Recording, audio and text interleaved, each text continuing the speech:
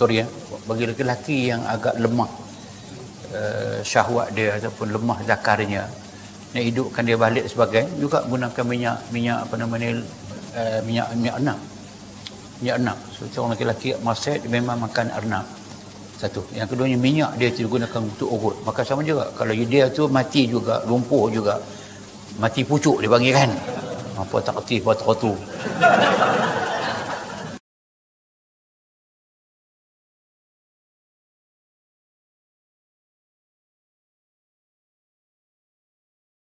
Okey. Ada satu bahan yang kita sebutkan dengan rawatan herba ataupun rawatan bahan-bahan yang boleh digunakan. Saya kena cari seekor arnab. Biasanya saya gunakan arnab jantan. Arnab jantan. Betina tak mau, darai pun tak mau. Arnab jantan. Sebiji halia bara. Halia bara ni halia merah. Dia panas. Sebab tu nama dia halia bara. Sebiji ibu kunyit. Ibu kunyit mana ibu yang besar, ibu kunyit ibu yang hidup lah. Kunyit besar. Sedikit ingu. Ingu ni ada, kita boleh dapat di kedai rempah atau semamak lah. Nama dia ingu. Ingu ni bau dia boleh tahan. Bau dia boleh tahan. Boleh tahan tu makna busuk lah.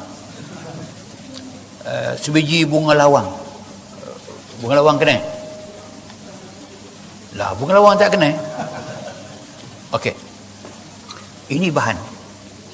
Mengapa saudara perlu tahu ini? Sebab kalau kita rawat orang mungkin tidak mengapa pakai yang agak yang ringan, tapi kalau kita kena sendiri ke kawan kita ke dan nak tolong sangat ke, memang kena cari bahan ni. Tapi kesemua rawatan lumpuh ini, saya sebut lagi sekali, kena buat seawal yang mungkin. Semakin lambat kita buat, semakin sukar untuk sembuh. Apa dia? Arnab. Arnab ni yang nak pakai adalah lemak daripada arnab. Nak ambil lemak dia. Lemak daripada arnab. Sebab tu arnab jantan biasanya lemak dia sesuai. Arnab. Kalau di Mesir senang dijual di pasar arnab. Kita pun ada tempat orang belah arnab kan. Tapi nak yang ambil, okey, arnab ini nak pakai lemak dia. Halia bara itu nak ditumbuk bersama, nak digoreng nanti. Semua barang-barang ni, halia sebiji, ibu kunyit sebiji, ingu tadi ni, sebiji bunga lawang itu nak di blend. Tumbuk boleh, blend boleh, blender boleh, buat apa sajalah yang boleh ke semua itu digaulkan. So nak dimasakkan bahan 2, 3, 4, 5 itu yang telah digaul, nak dimasakkan dia dengan lemak arnab. Okey, saudara tahu maksud lemak arnab ni memang payah dapat. Lemak arnab ni payah dapat, dan boleh kita dapat dia dengan cara macam mana? Anda gunakan minyak zaitun. Boleh dibeli. Nak minyak zaitun. Olive oil. Olive oil ini pun dia sendiri sudah jadi ubat. Sebab tu saya sebut lagi sekali, apa sahaja jenis tumbuhan yang disebut dalam Al-Quranul Karim pasti mempunyai khasiat yang tinggi. Ada sebut dalam Quran, wattini wazzaitun wa turi sinin wa hadzal baladil amin, demi pokok tin, wazzaitun, demi pokok zaitun. Mengapa tak ada kata demi pokok durian, demi pokok manggis? Tak. Allah Ta'ala sebut itu barang yang ada besar makna dia. Maka sebab tu watin, pokok tin. Zaitun, pokok zaitun. Pokok zaitun memanglah dia daripada daun dia, daripada buah dia, daripada biji dia, kesemua amat tinggi khasiat dia. Sebab tu maka minyak zaitun, minyak yang dibuat daripada biji zaitun. Sebab tu maka dia diambil untuk kita gorengkan kesemua arnab tadi. Arnab digorengkan dalam minyak zaitun. Bila masak saja arnab tadi, daging kita buang, minyak itu nak dipakai. Nak apa minyak itu? Nak dijadikan sebagai bahan untuk kita gorengkan 2, 3, 4, 5 tadi dalam tu. Nak digorengkan. Lepas kita gorengkan agak masak, minyak itulah yang nak digunakan untuk mengurut orang yang lumpuh tadi.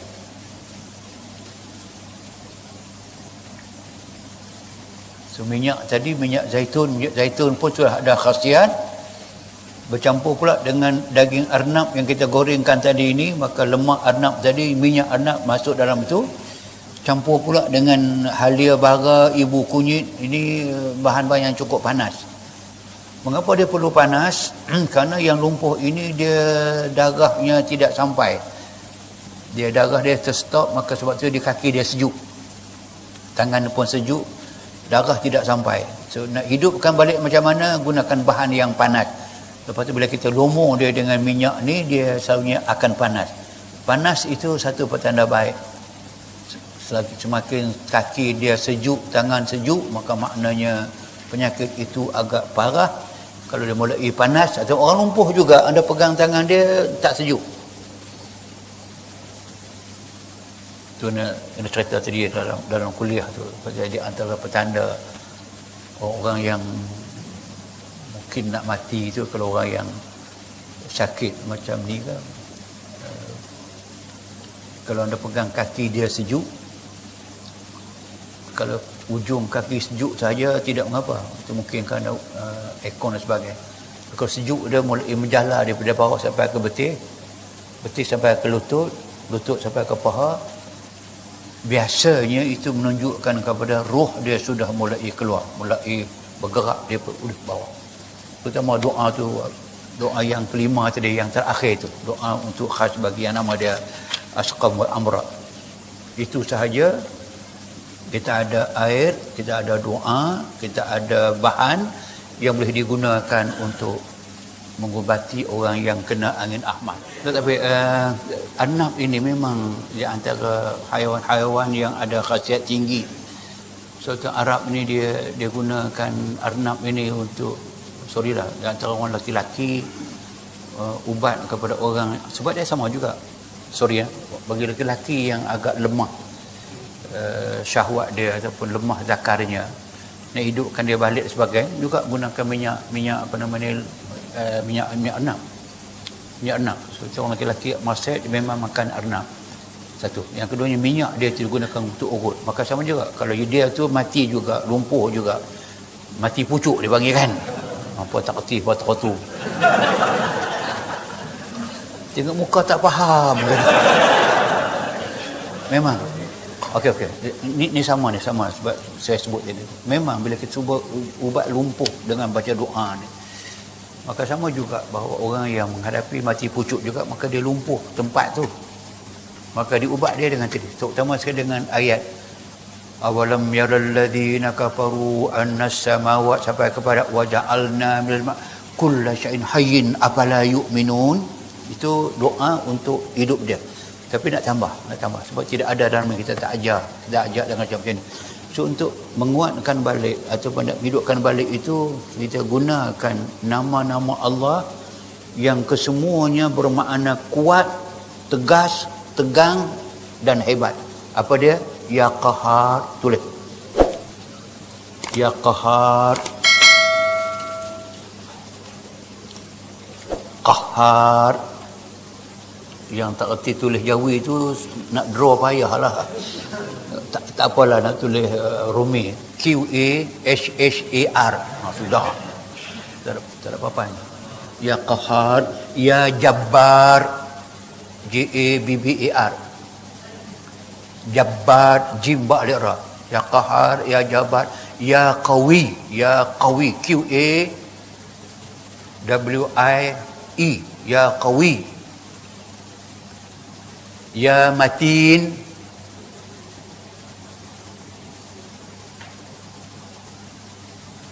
Ya Zal Jalali wal Ikram.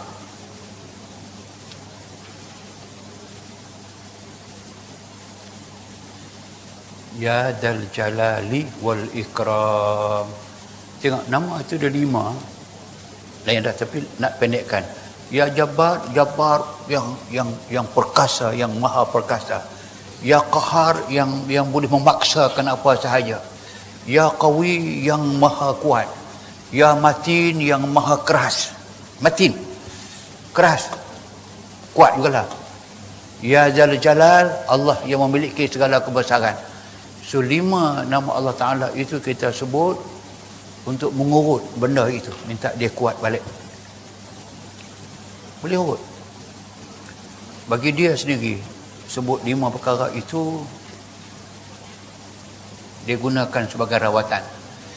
Kalau anda nak gunakan itu, anda gunakan dengan pakai tangan, lepas sebut, lepas baca ayat sampai kepada awalam yaralladzina kafaru sampai habis, ada tutup dengan 5 huruf tadi tu, 5 ya Jabbar, ya Qahar, ya Qawi, ya Matin, Zul Ikram, ada tiup di tangan, ada tepuk di pinggang. Baca tangan tadi, tepuk. Amalan yang cukup baik untuk menjaga kesihatan dan kekuatan. Nah, syarak mengatakan bahawa air yang terbaik atas muka bumi ini air Zam-Zam. Nabi kata fihi ta'amut tu'mi wa shifaa'un lis-saqam. Zam-Zam itu rasanya amat special. Ta'amut tu' dia ada taste of water. Maknanya bagus. Wa shifaa'un lis-saqam, dia ubat kepada semua penyakit. Maka Zam-Zam. Yang kedua, kita ambil ayat yang Quran kata wa anzalna minas sama'i ma'an mubarakah, dan kami turun dari langit itu air yang membawa keberkatan. Mana air hujan. Kita pakai air hujan. Air hujan ni yang kita tadah dalam bekas besen plastik itu. Kalau tadah dengan botol kalau tadah hujan dengan botol nak penuh bila. Okey, itu yang kedua. Yang ketiga, kita ambil air hujan malam Jumaat. Hujan malam Jumaat. Mengapa malam Jumaat? Dia Sayyidul Ayyam. Malam Jumaat ini malam yang cukup baik, malam yang cukup barakat. Yang ketiga, kita ambil air biasa, air mineral pun boleh, air perigi pun boleh. Tapi yang paling baik sekali, air daripada kolah masjid. Faham tak kolah masjid? Kalau ada di masjid anda, ada kolah masjid, orang yang ambil wuduk situ. Sebenarnya air itu walaupun nampak macam unhygienic di segi terdedah, kawan ambil semayang kadang dia ludah dalam tu, dia tak apa-apa. So, sebab su'rul mu'min, air yang keluar daripada lidah orang manusia Islam yang beriman ni, syifa, dia penyembuh. Sebab tu ada doa tu, turbatu ardina biriqati ba'dina yushfa bihi saqimuna bi'izni rabbina. Hampa tak apa kan juga lagi. Tanah bumi kami dengan bercampur dengan air liur sebahagian daripada kami. Tu, riqati ba'dina. Air liur yang keluar bercampur dengan tanah, yushfa bihi saqimuna. Dia penyembuh kepada penyakit di kalangan kita dengan izin Allah Tuhan kita. Air liur kita jadi ubat. Sebab tu maka orang ambil wuduk tadi. Tapi yang besar sekali alam bawah, kalau ada kolah masjid kan, berapa ribu orang yang ambil wuduk situ, berapa banyak orang baca bismillah di situ, nawaitu di situ, berapa banyak orang yang baca Allahumma minat tawabin wal minal mutatahhirin, doa dibaca di air itu. Dan anda belajar nanti, belajar agak tentang rahsia air yang Profesor Isaru Imoto. Dah belajar dah? Belum? Teruk juga hampa ni. Kita dah pakar. Saudara akan diajarkan nanti bahawa air yang tak didoakan ataupun air yang berpenyakit, yang tak dirawat, structure, scientific structure dalam air itu dengan molekul-molekulnya yang menjadikan air itu air, dia tidak kemas, tidak bercampur, tidak ada cahaya, dia macam menggila begitu. Air yang didoakan, yang dibaca mentera padanya, yang kalimat insan ke hatta muzik, ya, kalau muzik dengar dia jadi gila. Dia nakkan suara yang merdu ataupun suara yang dibaca ada lagu dan sebagainya, maka structure ataupun molekul structure dalam air itu dia berubah, Dia mengambil bentuk, dan bentuk itu biasanya kalau yang fresh bentuk diamond. Cantik. Ada gambar kita akan tunjukkan. Diperbesarkan molekul air itu, ada gambar. Cantik. Diamond yang very bright diamond. Cantik betul.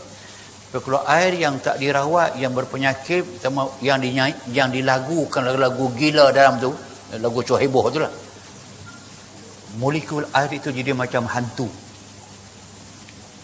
Dia panggil ghost molecule.